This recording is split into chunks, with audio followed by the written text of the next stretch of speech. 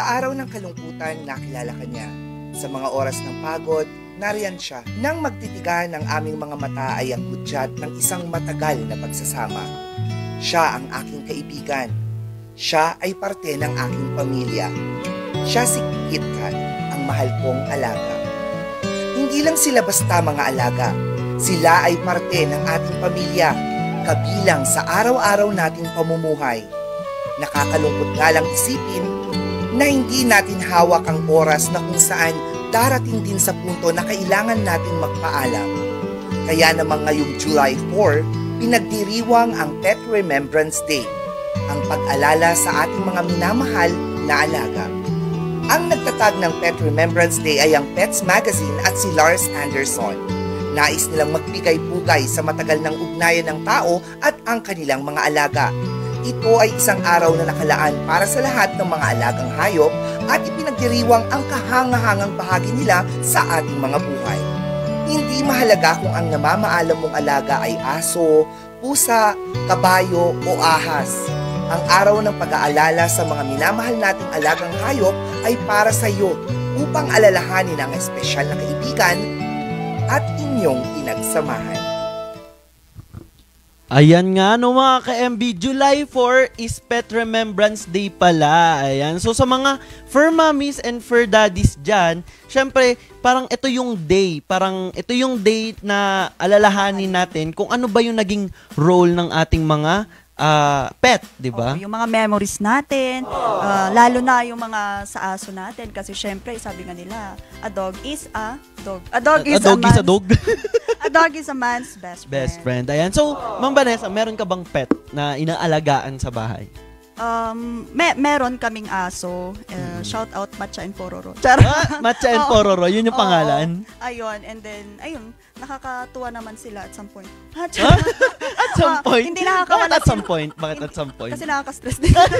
Nakaka-stress sila, pero at the same time, nakakawala din sila ng stress. Lalo pag tumatahol-tahol sila. Paano yung tahol? Oo, parang inventor. Joke lang. Sino? Ayan mga ka-MB.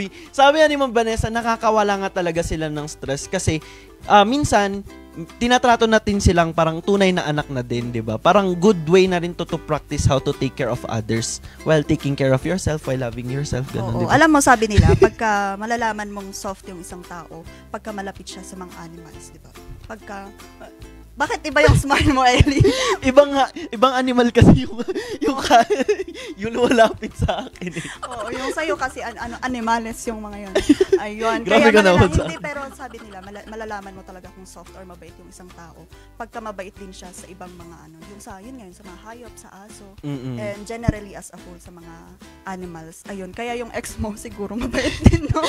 Oo, kasi animales pala, oo. Lapitin ako ng mga ganon. So, ayun nga mga ka-MB, parang ito yung araw na dapat i-celebrate natin. Ipakita natin sa ating mga pets na they deserve love, 'di ba? Ayan, dahil grabe sa they deserve better. So, para sasabihin mo sa hindi ako yung tamang amo para sa iyo. Hanap ka ng iba ganon. You're free. Go.